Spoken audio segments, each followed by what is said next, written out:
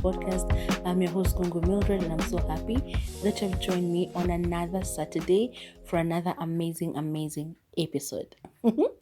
On today's episode, I'm going to be talking about a disastrous night, in my life, something that happened to me while I was a kid, and I was thinking about Halloween and how we do not celebrate it as Kenyans, but some people do. And I thought, because it's spooky and all of these things, let me just talk about something that really spooky that happened. Well, not to me really, but around where I grew up when I was a kid. And so that's why I call it a disastrous night, because it was really disastrous.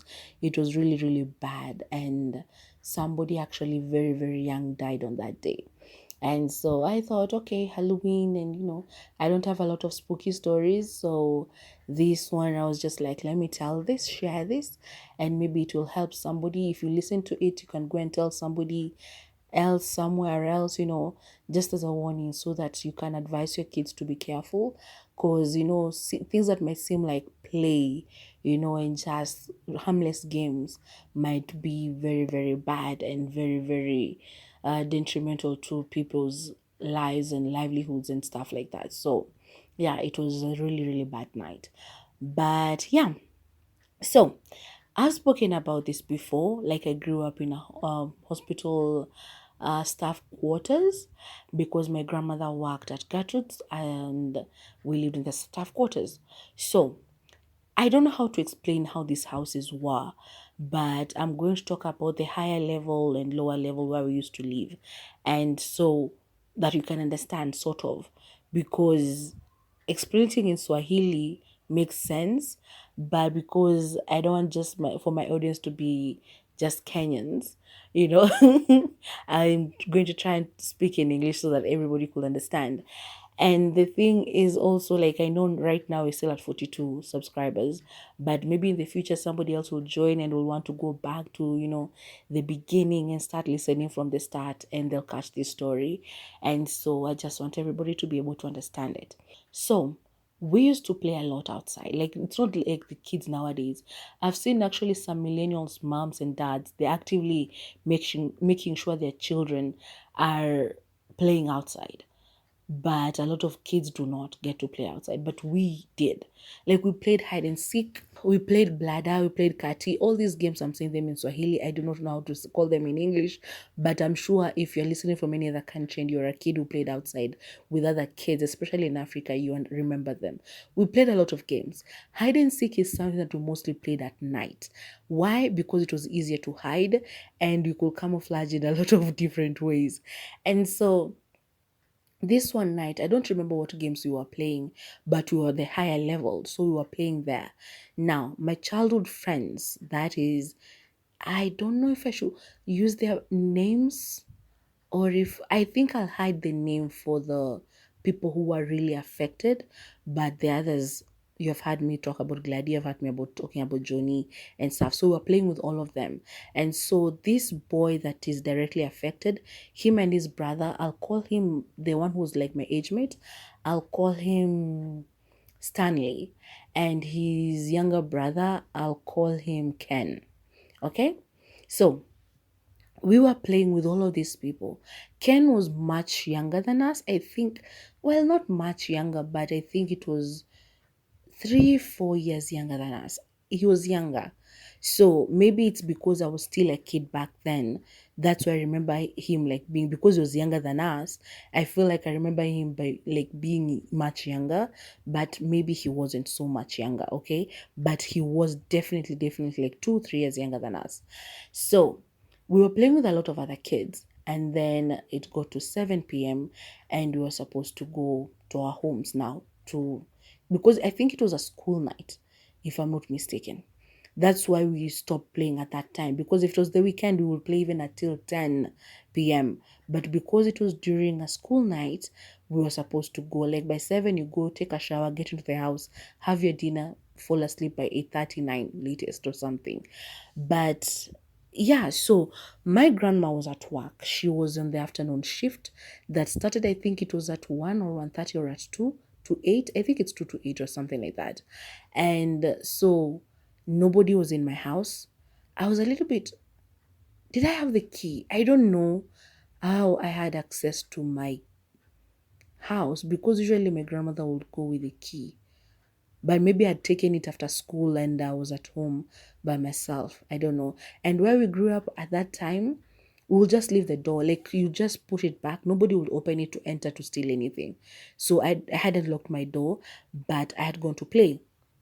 So 7, everybody leaves. So I go to my place to play, to take a shower, and my friends, their mom, their mom used to have a like a grocery thing outside the gate. I've spoken about this before, and so they go to help her because they used to go and help her close her little, I can't call it a shop because it wasn't really like a structure. It was just her spreading her things somewhere, outside the gate, and people will come and buy. So I don't know what to call it really, but yeah, they will go and help us. So those are Glady and Johnny. They went and helped their mom. And so the friends that I had left behind were Macrin. Was Macrin with us yeah, Macrin was around, but I think she had also gone to shower, and Akina Nyangi and everybody else. And Stanley, I had left him. So we had left them and we had gone. Everybody had left them. So all of these people lived on the higher side and I lived on this lower side. So I went downstairs and I went to the house, took my towel, went to the bathroom to take my shower. While I was taking a shower, Stanley comes outside the shower. There was a tap on the other side, and so he goes like, "Hey Millie, could you take me to go and ask for to take food?" I think because their dad was a chef, to take food from the kitchen. And I'm like, "I thought your dad is not around." She was like, "Yeah, my dad is not here. The mom had gone to deliver their third born." So he was like, "My dad has gone to pick my mom from the hospital, but he had told us that we should go and get food from the cafeteria." Oh my God, my heart is already pulsing. And so I'm like, okay, just give me a moment. Let me shower. I don't think I had started showering actually. I don't think I had started already because I remember while going, I hadn't. Yeah, then I came back to shower. So he called me and I left. I didn't shower. I left my things there and I just left the bathroom. And I was like, let's go so that I can come back and now shower before I settle into the house. And he was like, okay. So we go, we walk by, we enter the hospital, and we're going to the cafeteria. My grandmother sees me. Of course, she yells at me because I was dirty. He was dirty. And she goes like, "What are you doing here looking like this?" And she yells at me. And so we run. And we run and we go and take the food, I think, and we go back home. So we go back home and I get immediately into the shower and start showering. So while I'm in the bathroom, I hear commotion outside. And I'm like, what's happening? Somebody is running and they're screaming. And they go from up, as I said, the upper level. They running down the stairs and they come towards where I used to live. And they're outside the bathroom, so they're walking, and she falls there and she's screaming and she's crying and she's calling Ken's name and stuff. And so I'm like, what's happening? So I finish showering and I leave and I'm like, what's happening? People are moving around and they're asking questions and people are talking and they're whispering. I go into the house and get dressed because honestly I didn't know what was happening. The lady who was screaming was my friend's mom. That is Gladys' mom, and the one who had the grocery thing outside the gate. So she's the one who was crying and screaming and shouting. And I'm like, okay, what's happening? As a kid, you don't understand. You don't even get exactly like the message or whatever. She was saying things and I could hear her, but I was like, like for me, it didn't make sense at the time. And so I go get dressed and then somebody comes and calls me. And I'm like, okay, what's happening? And I'm taken to this place and I'm questioned now. Like, what happened? And I'm like, what do you mean? We saw you with Stanley. And I'm like, yeah, he came and called me to go and pick food with him. Is there a problem? Is he okay? They're like, yeah, Stanley is fine, but Ken isn't. What do you mean? And they're like, okay, yeah, Ken has passed on. I'm like, what? As a kid, you don't even realize what that means, really. Because I was really, really young. I'm like, how? We were just playing, all of us together. How did this happen? And so it turns out that after we finished playing at 7, all of the kids, when everybody was going to their home, I went downstairs, went to my place. The other kids remained on the upper level. And so their mom, Stanley and Ken's mom, before she went to the hospital to deliver, she had washed this sweater and she had hung it on the wire lines, which were outside the houses. I don't know how to, as I said, I don't know how to explain this place, but I can picture it because I remember it vividly and how it used to be. And so she had hung the sweater on the wire line and the hands were tied. Like it was hung in a way that the hands were tied at the bottom. And so I think it was to prevent it from, stretching. So when the kids came back, this is Ken and Stanley, Ken went and put his body like across the sweater, and Stanley started twisting him, and then he would release it, and it would go like, unfolding, ta ta ta ta ta ta, and he would laugh, and they were playing, and then he did it. He would do it again, and it came undone again. He did that several times until the final time. The brother didn't laugh. He didn't say anything. And I don't know how, but he sort of was strangled by the sweater. And Stanley left him because he spoke to him. He thought that he was okay. And he just left him. And he came to get me to go and get food for them. So we left and went and got the food. I didn't know what had happened. I wasn't there. I didn't know. And even Stanley himself didn't know what he had done. He was playing with his brother. That's all he was doing. He was having a good time. The brother was laughing. I think he had also taken a turn doing the same thing. But then he just didn't know. He didn't. And so we go, we get the food, we come back. Now, remember I said my other friends had gone to pick their mom. So their mom comes back and she sees this. And she's the one who screams first. Because at first she walked by, she was like, what is this hanging from? Then there was a sweater, but it looks like there's somebody here. It was dark. And so she went and put her things down, only to go back and check and to find that there's this lifeless little boy hanging on that wire line. And so she screamed. Actually, I think I lied to you guys. The person who came running towards our place wasn't my friend's mom, that like Gladys' mom. It was Stanley and Ken's mom. She had come back from delivering, and that's the news that met her when she got home. So that's why she was running, coming down there. Like she was in disbelief. She was crying. She had gone to welcome a new member to their family, but here she comes back home and she has just lost her son. And so, yeah, she's the one who was coming, running down there. She wasn't coming to look for me. She didn't even know in the whole story at that time. But she was just like, she was in disbelief. And her husband was following her, by the way. And so this thing happened. And that was the first person I'd ever lost. Actually, not the first. My grandma's mom, I had seen, her funeral. My grandma's mom is the first funeral I ever attended. And now this was the second one. But this one was, like, it's somebody I knew very, very well. I had seen him grow up. We were sort of growing up together. And this had happened to him.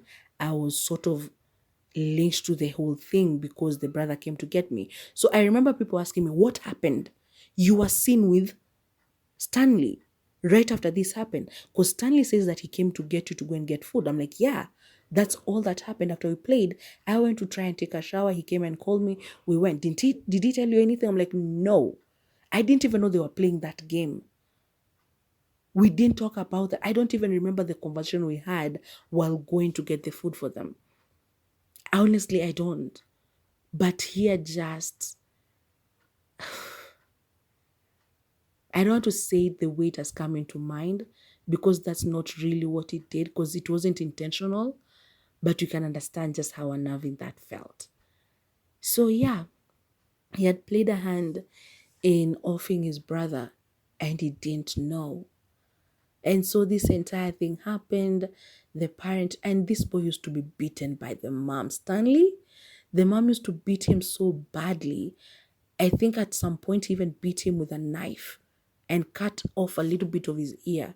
Like it was bad. She was very, very violent. And that was physical and also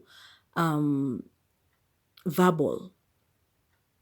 And so when this thing happened, I don't know how he grew up, honestly, because I remember they stayed around. The funeral happened. That casket was so small. Yo, I tear up whenever I see tiny coffins. And they're not even my children. I'm not related to these people. But it's just like the disbelief of such a tiny soul could be taken so early. They haven't even lived.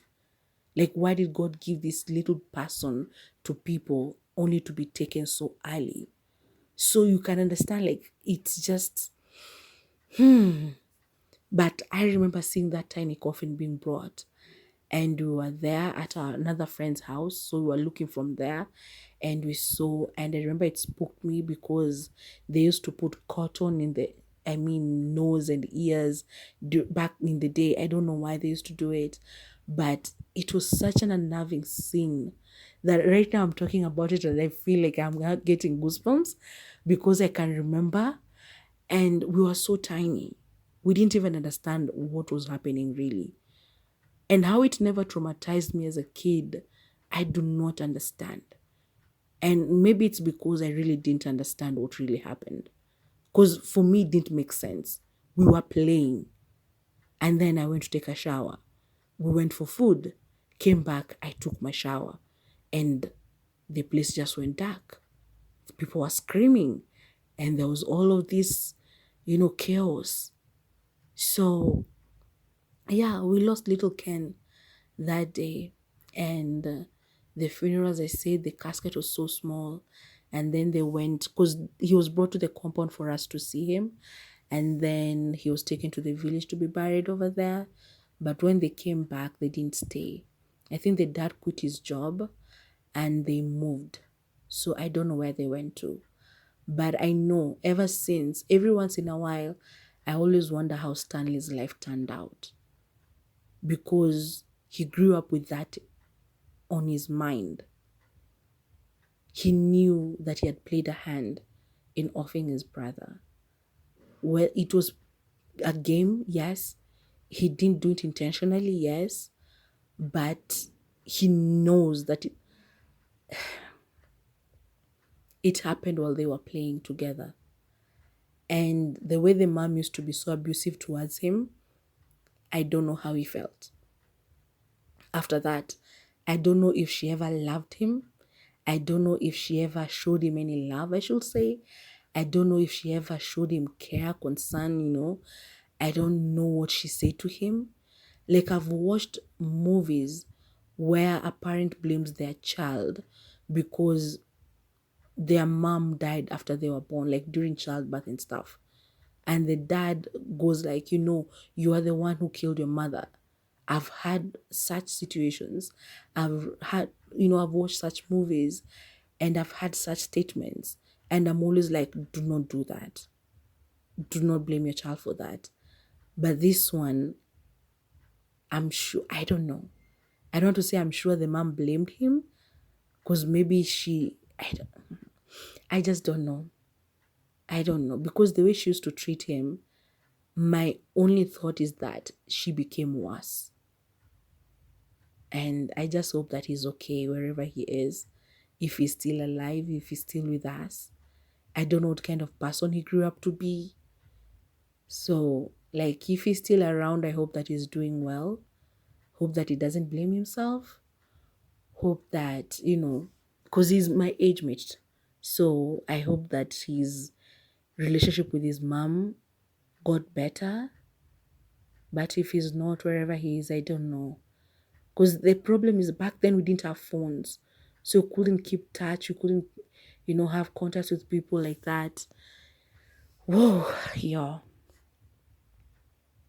So yeah, that was my little, Halloween story, because it was so sad and it was so disheartening and it was such a low moment for everybody.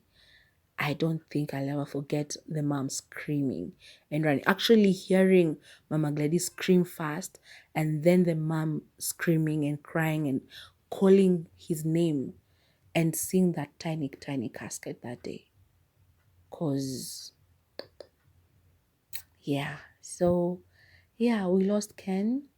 I hope that if Stanley is alive, as I've said, I hope that he's okay and that he learned to forgive himself, because that's the only thing you can do, really. So, yeah, I'm going to leave it at that. It wasn't supposed to be a long story. I just want to share a little sad thing that happened back in the day. As I said, it was a very disastrous night because people were questioned. I remember Mama Glady being questioned, definitely, because she's the one who found him. And because she found him and she carried him and ran to the hospital with him. She, I don't know, she just carried the little boy and took him to the hospital to try and see if he'll be saved or something. So after she screamed, that's what she did. She unraveled him and she carried him and rushed him to the hospital. So by the time the mom was coming, she was just being given the sad news. And yeah. But yeah, we live and we learn. That's what I'm saying. Like when your kids are playing, that's what I meant by like maybe it will help somebody at some point. Like if your kids are playing, make sure they're not playing with such. It's like sometimes I see a kid crying to have a paper bag around their face. And you're like, that thing is going to kill you. But you cannot yell at a kid because their parent will be like, why are you shouting at my child? If you try to correct them, like, do not tell that to my child and stuff like that. Nowadays, we don't raise our children in a community setup like it used to happen during our days. So you can't sometimes even correct a kid. But you can see a child. There's somebody I saw somewhere saying that little humans are always like trying to off themselves. It's like they have come to the world and they're like, yeah, no, I want to leave. So that's why they're doing like eating things that are choking hazards. They're putting things up their nose, up in their ears, like, trying to stick something in their eye and putting paper bags on their faces, plastic bags like, on their faces and stuff like that. And it's just not a good thing.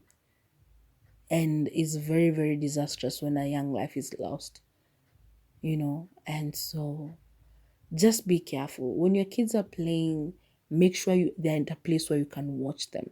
You can see what they're doing. And if you can't, at least talk to them. Make sure there's an adult who's actually seeing. You don't have to be there, like telling them, don't do this. No, let them be kids. Let them play. Let them get dirty. Let them do all of those things, but be watching them as well. So that should they want to off themselves, you can be like, hey, don't do that. There are things that you can't say no to, but let them play, let them be kids, but also let them be responsible and let them be, aware of the surroundings and whatever it is that they're facing. So, yeah, I'm going to leave it at that. I don't know if I've ever experienced something like that. If you have, tell me in the comment section down below. If you haven't, well, good for you.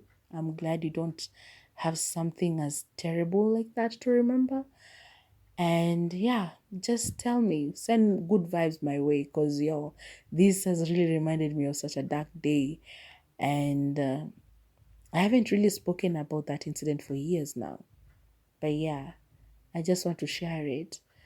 And yeah, make sure you comment. Comment on my Instagram and follow me there as well, Mimi's Musings Podcast.